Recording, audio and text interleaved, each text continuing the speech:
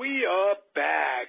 Vintage sports memories from Nedick's at the Garden, the old Garden on 48th Street that isn't there anymore. We are Hal Bock, George Case, and Ralph Tyko.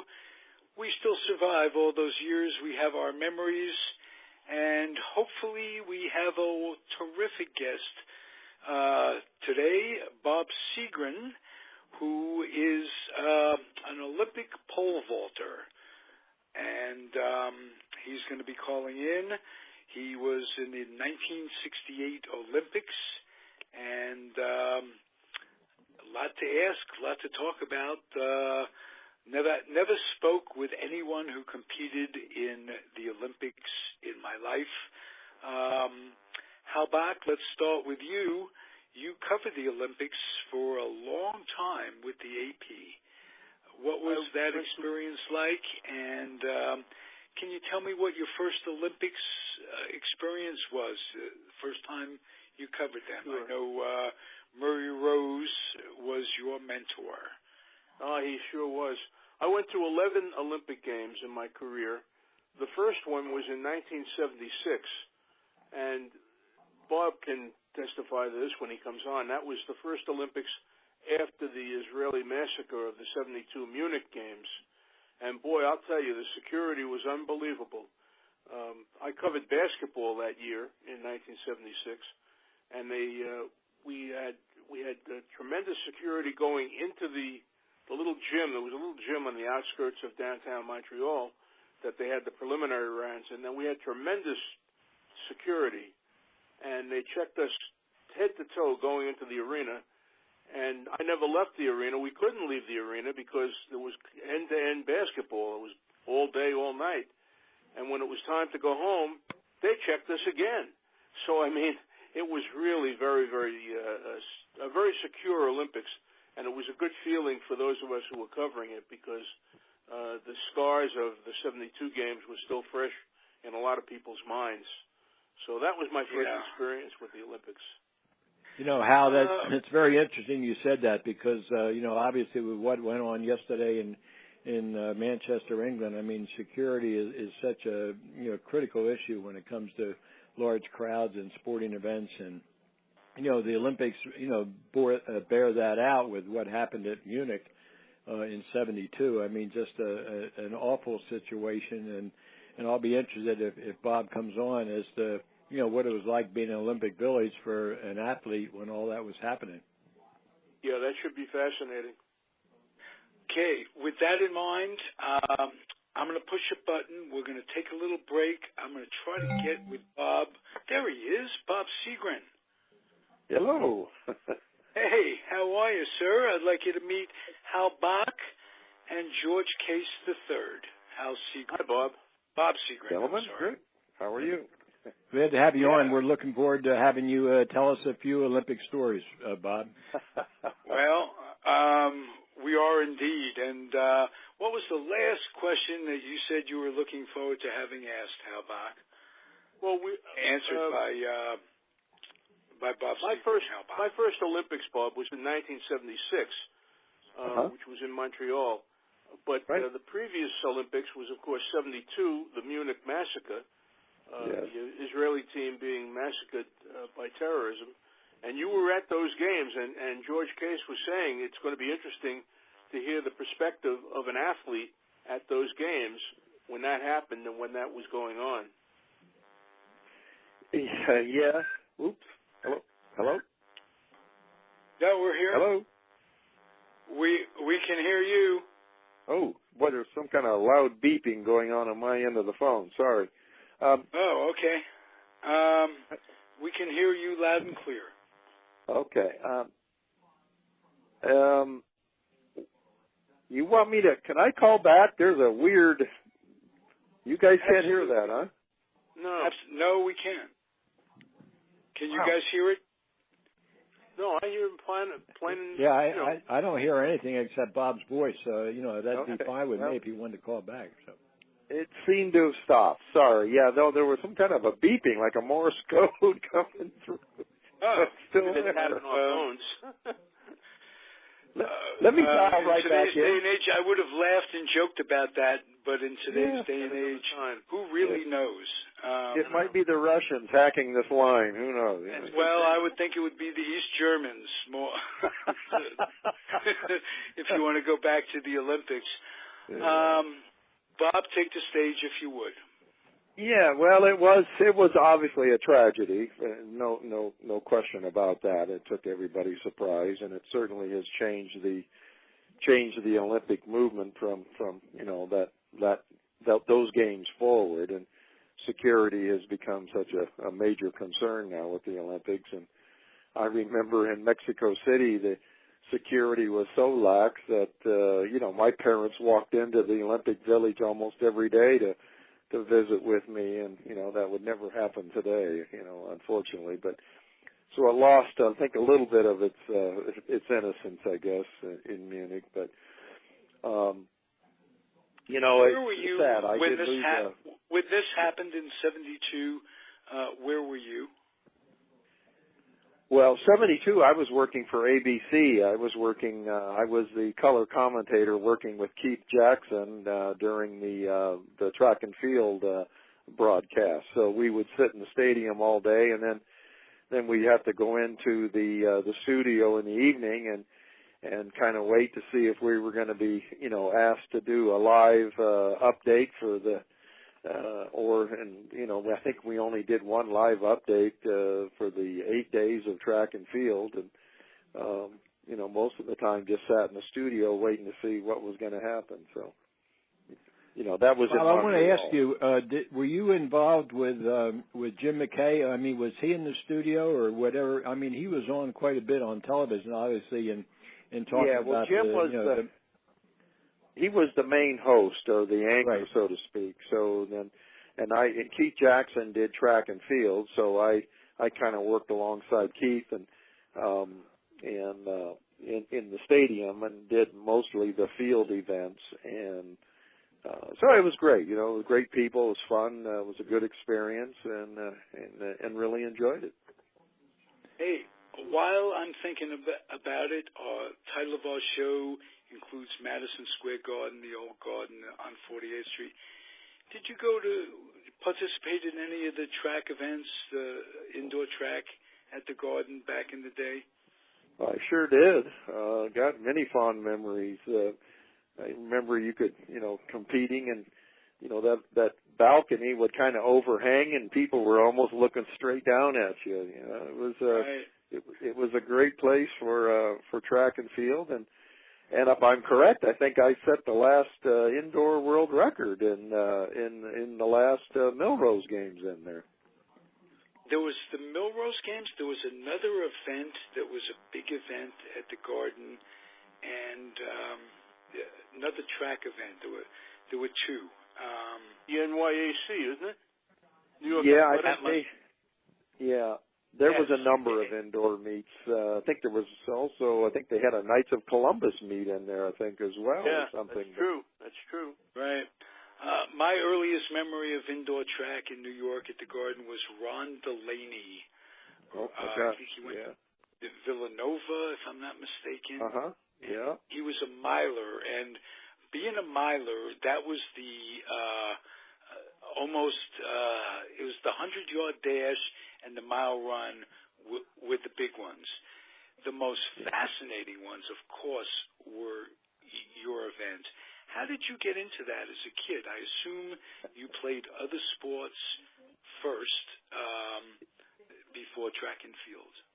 Yeah, I grew up, playing baseball and basketball and, just like any other kid, a little bit of the sandlot type football. But I had an older brother that's 4 years older than me, and I think I was in the 5th grade, and he came home from junior high one day and said, "Hey, I learned this great thing at school today called pole vaulting." And that was sort of the beginning right then. We used to go down to the local rug store, and rugs were rolled around bamboo poles back in those days, and so the guy had a huge supply of bamboo poles, and he'd let us go in there and pick out ones that were, of the size and weight that for our body type. And And we just started pole vaulting around the backyard over the neighbor's fence and put the pole on the ground and stand on the roof of the house and swing to the roof of the garage. And we made a game of going around the neighborhood to see how far we could go without touching the ground. So from a fence to a tree to a roof. And I guess that was my training. Now, did you continue, once you got into it, did you continue to play other sports? And did other sports like basketball, especially basketball, did they help you in pole vaulting? Did the athletic skills transcend?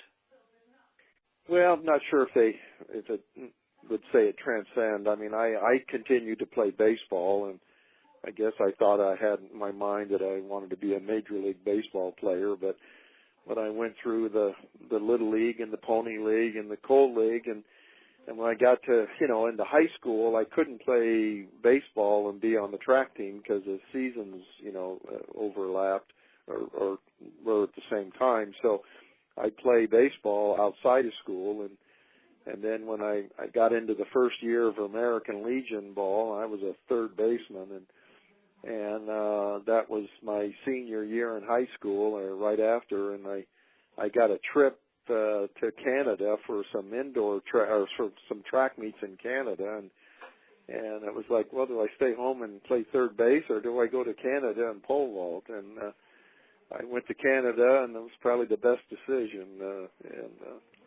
So I kind of. Now, when you went to USC, was it on a baseball scholarship as well, or was it just track? No, I went there on a track scholarship. So I had right out of high school, they had offered me a scholarship, but I didn't have the grades to qualify, so I had to go to a community college for a year, and then a year and a half actually, and then I transferred into USC.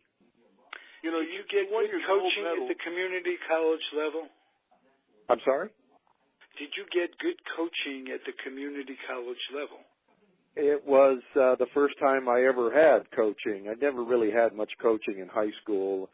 Back in those days, it was pretty tough because most coaches didn't know, unless you were a pole vaulter, yourself, you didn't have a lot of material or knowledge of coaching the pole vault, and especially I was in those early days of the transition from a rigid pole to a fiberglass pole, so there was no coach out there at those days that knew anything about the fiberglass pole. So most of vaulters in that, those in the 60s were all pretty much self-taught.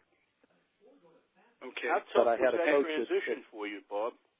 What's that? I'm curious about that. I'm curious about how tough the transition was from the bamboo to the fiberglass poles. Well, I was young enough, so I was in 10th grade, I think, when I switched to a fiberglass, but I didn't really bend it in 10th grade. I jumped with it like it was a rigid pole, and then my junior year, I got a little bigger and a little stronger, and started to experiment a little bit more, trying with bending it, and then by my senior year in high school, I wouldn't say I had got it down, real well, but enough that it propelled me to be one of the top vaulters high school vaulters in the state of California, and get recognized, and that's what made USC interested in me, I guess. Okay, Bob, I wanted to ask you one thing about, we had talked on this show a couple of weeks ago about improvements in equipment and so forth, and I believe when you're saying you went from a rigid pole to a fiberglass pole, I believe now, aren't they using some kind of a catapult pole or something that really bends tremendously compared to the previous poles? Well, they bend the same. I don't think there's much difference in the bend, but what's enabled the vaulters to continue to improve is that they have stronger materials. I'm not sure if it's carbon fiber or some combination of fiberglass and carbon, but they're able to make the poles stronger with less fiberglass. So not as heavy, and they can also make the diameter of the pole smaller, so it's a little easier to grip. The problem I had to get on a stronger pole when I was jumping, you had to add more layers of fiberglass, which made the pole, fatter and it made harder to grip, and also it got heavier. So I pick up the poles, that they're using today, and my God, I'm amazed that you can really feel the difference, and that definitely is an advantage. And also the vaulters are the technique has also evolved, and the vaulters are holding the pole so much higher, in some cases almost 2 feet higher than I gripped on a fiberglass pole. Bob, what was the change of equipment that surprised you in, I think it was the 76 Olympics? I could be off on that, but wasn't there some sort of last-minute change in the equipment? Yeah, that was 72, and there was the pole vaulting pole controversy. There was two main manufacturers of vaulting poles, and as a marketing, one of the guys changed the color because the poles were made with a black resin in the fiberglass, and he made other products. But when they would cut the fiberglass, some of the dust or whatever and cutting it would get into the air, and then that color would get into some of the other products that he was making, it was explained to me. So he changed the color to more of a lighter green color, and which wasn't as prevalent, I guess, in the other products that he made. So we switched from the black to this lighter green, which they called a catapole, and another manufacturer was making a dark brown, and he went to a blue color, a lighter blue, and anyway, so it really was the same. They just used a different color resin, so the pole really wasn't any different. But the officials thought we had some kind of secret weapon here in the United States, I guess, and so they decided to ban the newer poles, and that kind of ban was on, and then it was rescinded, and then right before the Olympics, like a week before, they reinstated the ban, and it affected me and about 17 other pole vaulters in the Olympics in 72 were severely affected by that ban. Right. We had to use poles that we weren't used to. George, I'm also curious, Bob, because I'm a novice when it comes to pole vaulting and the equipment, but my dad was a Major League Baseball player, and the tradition in baseball is that the ball players pick out their bats, so they're very superstitious and they're very finicky about their bats and all. Do pole vaulters do the same thing with a pole? I mean, do you go to a manufacturer and certain specifications, or is it all pretty much standard and you just take what's offered to you? No, they're made it's very sophisticated. You order it by the flex strength. So depending on the layers of fiberglass and how they cut the sail pattern, the pole can be stronger or weaker in various places on the pole, from the bottom to the top, and that basically affects how its flexibility. So, as vaulters, they had a rating system, and so depending on how tall you are, how high you grip the pole, how fast you run, these are all factors that go into selecting what pole you use. So the taller, the higher you grip, the faster you run, you can use a stiffer, the more stiffer the pole you can use. And then it has a little different bending characteristics. So it's like a tennis player, like a baseball. I don't think it's so much superstitious, but the pole has to be rated according to, your height, your speed, and your strength, so to speak, and your weight, how much you weigh. So those are more important factors in selecting a pole, because otherwise you'd run down there and the thing would bend and you'd overbend it and it would just, would break. Right. So those were the criteria that you select a pole based on, a lot of different factors, and that's how you select it. So and are the poles a different length based upon your height? With somebody that's 6'2", would have a pole that is X amount of length, and somebody who's 6'6" would have a longer pole? Well, not necessarily. It's how high they grip. So that determines the longer pole. Today, when I was vaulting, the poles were about only 16 feet 2 inches long, and today they're over 17 feet long. Some of these vaulters are gripping the pole almost at 17 feet, and that's measured from the bottom of the pole. My highest hand grip was like 15 feet 4 inches, so I was getting to near the top of a 16-foot pole, and these guys today they're getting near the top of a 17-foot pole. So. Right.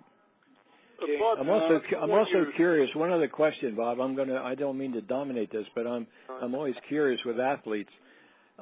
Do pole vaulters, in track and field, and I know when Jesse Owens ran in Berlin in '36, he was actually helped by one of the German athletes on his broad jump. I guess he had been fouling, and the German athlete was able to point out something. I'm just curious as to whether pole vaulters will help one another, not based upon the fact that you're a USA Olympian, but if you're a world-class pole vaulter, if other Olympians would help you or suggest, a different approach to what you do. Pretty much. Obviously the Olympic Games, when you're all there trying to get the coveted gold, it's probably less, the camaraderie might be a little less, but in normal meets, vaulters they're a pretty close band. They like to help each other, and they see somebody doing something. There's a lot of things you can do to assist another vaulter. Helping build a mental picture of how you're taking off. If you're taking off forward of your top hand or outside your top hand, so having another vaulter spot that or catch that and mark your step or whatever. So, I would say in general the vaulters are, they're pretty congenial to each other and certainly willing to help. But the more important. With that in mind, let me ask you about your competition with Steve Smith. Uh-huh. I can remember that from when I was a kid. How did that get started? There seemed to be animosity. I don't know if there was or if that was just on the track. Well, I think it was probably blown a little bit out of proportion. Steve and I are actually very good friends today. We see each other quite often. He's a very strong competitor, and so was I. He hated to lose. I hated to lose, and we were two combatants going at it, week after week, and wanting to be the dominant male, so to speak, in the pole vault. So, he was a little younger than me, but I think over the years, we've certainly put all of our differences aside, and we enjoy having a beer with each other and reminiscing about old times. Okay, because George, you sold, as you know, athletic footwear all those years. I'm going to ask the question for you of Bob. The evolution of athletic footwear in your time, did that help your game? Boy, good question. I don't know.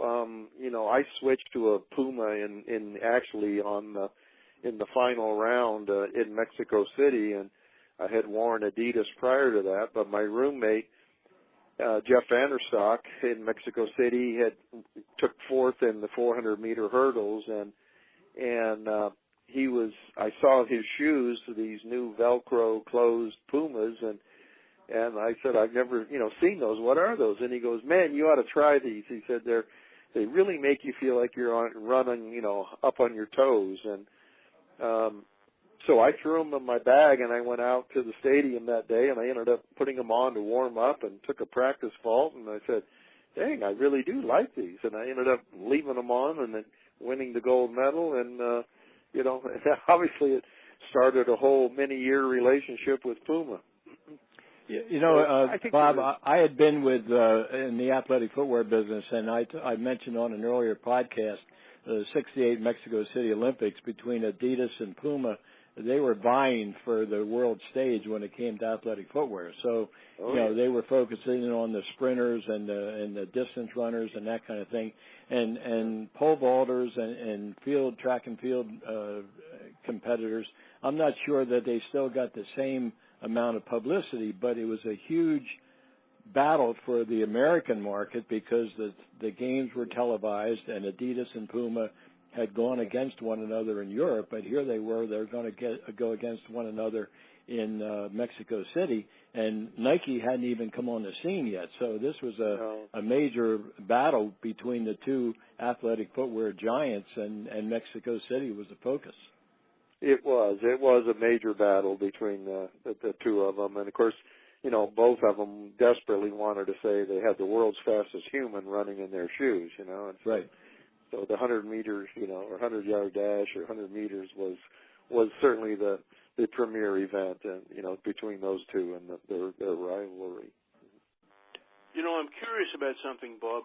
You won your gold medal in '68 in Mexico City, and when people think of those Olympics, of the Mexico City Games, they remember the protest by the two sprinters, Tommy Smith and John Carlos. And I'm just curious about what the effect was on the other athletes when that happened. And there was such an uproar about throwing them out of the Olympics and all of that. And I'm just curious about what the reaction was in the Olympic Village about with the other athletes, with yourself and the other athletes. I know a lot of the athletes, and to me it was blown way out of proportion. But when you travel and spend so much time with these athletes, you get to know each other pretty well, and there's no question. We know there, the inequality, I guess, that existed and back in those days, and I think probably 90% of them would be sympathetic towards towards what they did, and of course, they were trying to make a statement, I guess, but a lot of people took it though because it was during the national anthem, as they were being disrespectful, I guess, to America and the national anthem or whatever. But obviously it had some repercussions for them, but I think they were certainly well supported from within the athletes in the Olympic Village. I can almost guarantee that. That's good to hear. Most people didn't want them thrown out. They didn't want them thrown out of the village, and because we all had too much respect for them. Yeah, and it just brings to mind how much change went down in those days, just in every way. Women's rights, civil rights. The bigger issue was that they were what was his name? Harry Edwards. Harry Edwards. Yes, he's a coach at Berkeley. Sociologist. He's a PhD, a doctor at Berkeley. And he was trying to get all the black athletes to boycott. And I remember when that went around at the first Olympic trials in the Coliseum, and he was there trying to get them all to boycott. And everybody sympathized with him. That it was like, most of them, it's a once-in-a-lifetime chance to compete in the Olympics, and now you're telling me you want me to boycott and not go and give up that opportunity, and that was too heavy of a price to pay. And I don't think anybody, the black athletes especially, were not real supportive of that idea. Yeah, you mentioned a once-in-a-lifetime opportunity being in the Olympics, and most cases it is once, maybe twice. Yeah. Did you know Al Order, who? Of course. Tell me a little bit about what kept him going to keep coming back. We talked about him on this show or others. I was really inspired by him in his 40s throwing the putt and winning the Olympics. That's pretty tremendous. It was, yeah. No, Al was, he was a great guy, great athlete, very dedicated and determined, and and hung in there for, I think he was in 4 Olympics, in the discus. So it's, unheard of, Right. Bob, you also ran Pro Track. They had a Pro Track league. Can you tell us about that? And was it ever successful to the point where everybody was making good bucks? No. Okay. I think that's why it died a slow death, I guess, after 4 years. They started it right after the 72 Olympics, and then it died right before the 76 Olympics. But, there was, for some athletes it was good. I mean, they were able to make a little money, but most of the, so-called amateur athletes in those days, they were making pretty good money under the table. So most of, probably didn't make as much money in the pros, but for me it was great because I was dabbling with the entertainment industry, trying to do some acting, and you couldn't do that and keep your amateur status because they would say you were capitalizing on your athletic ability, and so I was constantly getting, every time I wanted to do an acting job, I had to call the AAU and get approval, and they had so many restrictions on me, and so the Pro Track thing came along. It made sense. Now I could do endorsements. I could do any acting job I wanted. I could pole vault in a commercial where I couldn't do that before. So for me, it was wonderful because now I was able to make some real money. And the final question I want to ask you is how you handled your competitiveness when you retired. In other words, there's that juice that every athlete has going through them. How did it, when you stopped vaulting, did you play other sports? Did you play tennis? Golf? What was it that kept those juices going? You don't just turn them off. Yeah. No, that's true. Well, luckily for me, a thing called the Superstars came along in 73, and I kept hounding them to get into it, and I finally got in, and because Gary Player had appendicitis, and the golfer, and so I got in. I took Gary Player's place in that first Superstars, and I ended up winning it. And so that was a lot of fun, and I was able to stay in it then for the next few years, competing, and it, and of course a TV show like that, it was a big thing back in the 70s, the Superstars.